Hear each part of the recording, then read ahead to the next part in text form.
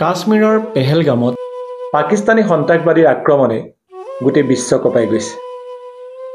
আমি গম পাইছোঁ যে কালি জম্মু আৰু কাশ্মীৰৰ পহলগামৰ বৈচাৰণ নামৰ ঠাইত পাকিস্তান সমৰ্থিত ইছলামিক উগ্ৰপন্থী সংগঠন দ্য ৰেজিষ্টেন্স ফ্ৰণ্টৰ সন্ত্ৰাসবাদীয়ে কাশ্মীৰ ফুৰিবলৈ যোৱা 28 জন পৰ্যটকক মাত্ৰ ধৰ্ম বিচাৰ কৰি কিদৰে নৃশংসভাৱে হত্যা কৰিলে।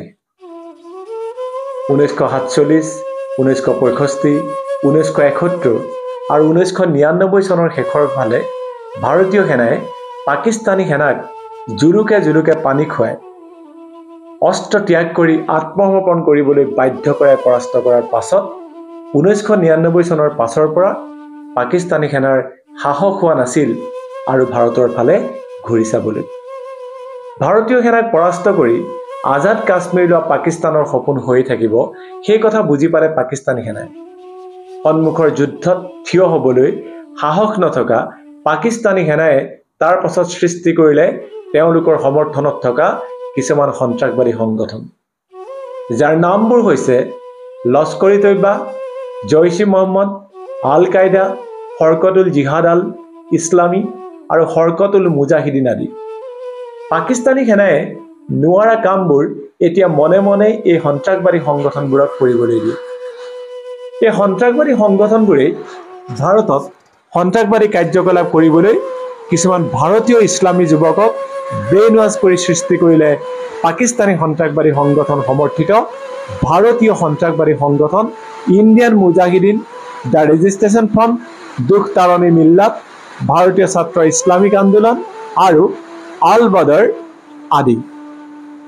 পাকিস্তানী সন্ত্ৰাসবাদী সংগঠন আৰু পাকিস্তানী সন্ত্ৰাসবাদী সংগঠন সমৰ্থিত ভাৰতীয় সন্ত্ৰাসবাদী সংগঠনে জম্মু আৰু কাশ্মীৰ লগতে গোটেই ভাৰতত 1999 চনৰ পাছৰ পৰা বহুতো সন্ত্ৰাসবাদী কাৰ্যকলাপ যেনে বোমা বিস্ফোৰণ, ৰাজহুৱা স্থানত গুলীচালনা, সেনা CRPFক আক্ৰমণ, সংসদ ভৱন আক্ৰমণ আদি কৰি আহিছে। ইয়াত হাজাৰ মানুহৰ মৃত্যু হৈছে, হাজাৰ আহত হৈছে।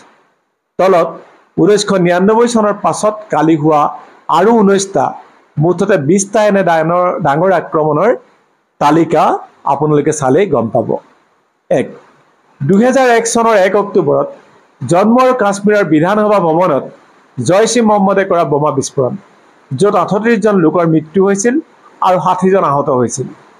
2. একেই 2001 চনৰ 13 ডিচেম্বৰত নতুন দিল্লীৰ সংসদ ভৱনত জইচ-ই-মহম্মদে কৰা আক্ৰমণ, য'ত 11 জন নিৰাপত্তাৰক্ষী মৃত্যু হৈছিল আৰু 18 জন আহত হৈছিল। 3. 29 অক্টোবৰ 2005ত দিল্লীত লস্কৰ-ই-তৈবা আৰু ইণ্ডিয়ান মুজাহিদিনৰ বোমা বিস্ফোৰণ, য'ত 62 জন লোকৰ মৃত্যু হৈছিল আৰু 210 জন আহত হৈছিল। 4.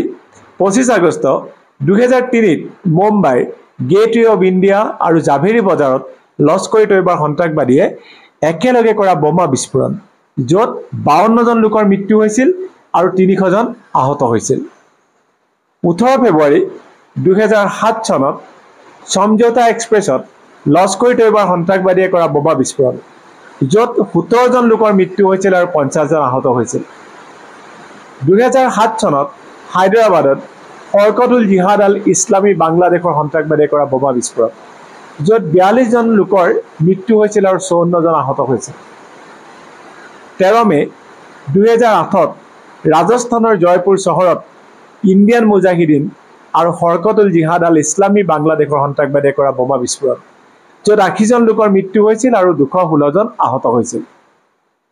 2008 চনৰ 26 নৱেম্বৰত মুম্বাইৰ Taj hotel, CST railway station, Nariman point, কামা হস্পিটেল, লিওপোল্ড কেফে, অবেৰয় হোটেলত লস্কৰ-ই-তৈবাৰ আৰু জাকিউৰ ৰেহমান লখভিৰ আজমল কাছব সহ 10 জন সন্ত্ৰাসবাদীয়ে চলোৱা আক্ৰমণ, যাক কলা 26/11 বুলিও কোৱা হয়, য'ত 166 জন ভাৰতীয় আৰু বিদেশী লোকৰ মৃত্যু হৈছিল আৰু 300 জন আহত হৈছিল।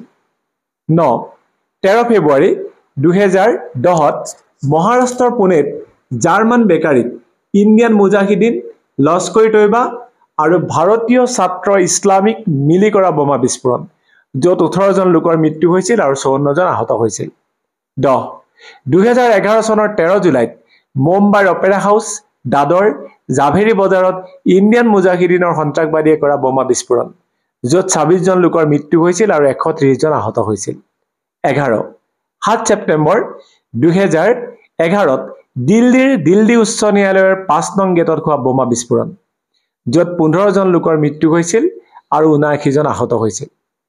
২০০১ চনত ভাৰতীয় সংসদ ভৱনত হোৱা আক্ৰমণৰ দোষী আফজল গুৰুক মুকলি কৰা দাবীত ইণ্ডিয়ান মুজাহিদিন আৰু সৰকল উল জিহাদ আল ইছলামীৰ সন্ত্ৰাসবাদীয়ে এই বোমা বিস্ফোৰণ কৰিছিল। ২ জানুৱাৰী ২০১৬ পাঠানকোটৰ বায়ুসেনাৰ বিমান ঘাটিত জইচ ই মহম্মদ আৰু মুতাহিদা জেহাদ কাউন্সিলৰ সন্ত্ৰাসবাদীয়ে কৰা আক্ৰমণ, য'ত ৮ জন সেনাৰ মৃত্যু হৈছিল আৰু ২৫ জন আহত হৈছিল। ২০১৬ চনত ২৫ জুনত জন্মুৰ পামপুৰত লস্কৰ ই তৈয়বাৰ সন্ত্ৰাসবাদীয়ে CRPFৰ ওপৰত কৰা আক্ৰমণ, য'ত ৮ জন CRPF অফিচাৰ সহ আৰু ২ জনৰ মৃত্যু হৈছিল আৰু ২০ জন CRPF সেনা আহত হৈছিল। ১৮ ছেপ্টেম্বৰ ২০১৬ত জম্মু কাশ্মীৰৰ উৰিত ভাৰতীয় সেনাৰ ওপৰত জইচ ই মহম্মদৰ সন্ত্ৰাসবাদীয়ে কৰা আক্ৰমণ, য'ত ১৯ জন ভাৰতীয় সেনাৰ মৃত্যু হৈছিল আৰু ৩০ জন সেনা আহত হৈছিল।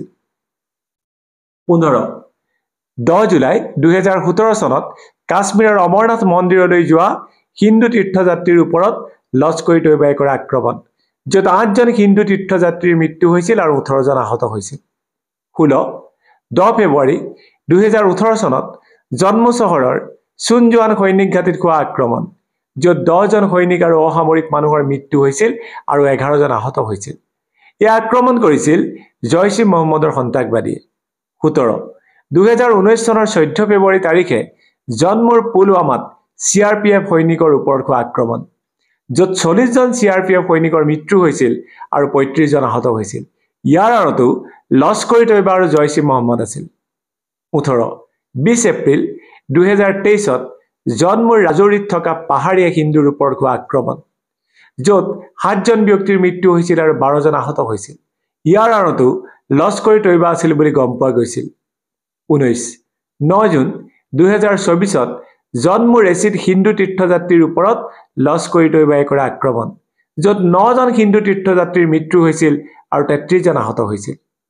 ভাৰতৰ জনতা আৰু সেনাক আক্ৰমণ কৰা এইবোৰ বহুত ঘটনাৰ প্ৰত্যুত্তৰ ইতিমধ্যে দিয়া হৈছে।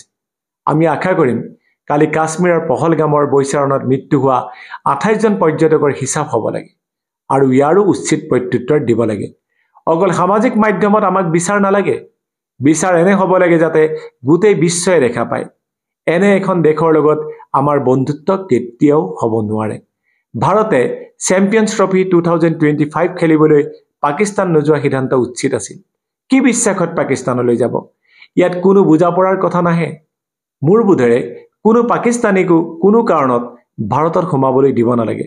সন্ত্ৰাসবাদীৰ বাবে ভাৰতে শূন্য সহনশীলতা দেখুওৱা উচিত আৰু কালি হোৱা ঘটনাৰ যাতে এক উচিত প্ৰত্যুত্তৰ সোনকালে শুনিবলৈ পাওঁ তাকে আমি আশা কৰিম। আপোনালোকলৈ এই কথাখিনি অডিঅ' আকাৰে আগবঢ়াই দিলো আৰু এইখিনি কথা লিখিছে সুলেখক ভাতৃপ্ৰতিম লক্ষ্যজ্যোতি নাথে। আমি লক্ষ্যজ্যোতি নাথক এই লেখাটো যুগুত কৰোৱাৰ কাৰণে বহুত বহুত ধন্যবাদ আৰু কৃতজ্ঞতা জ্ঞাপন কৰিছোঁ। ধন্যবাদ।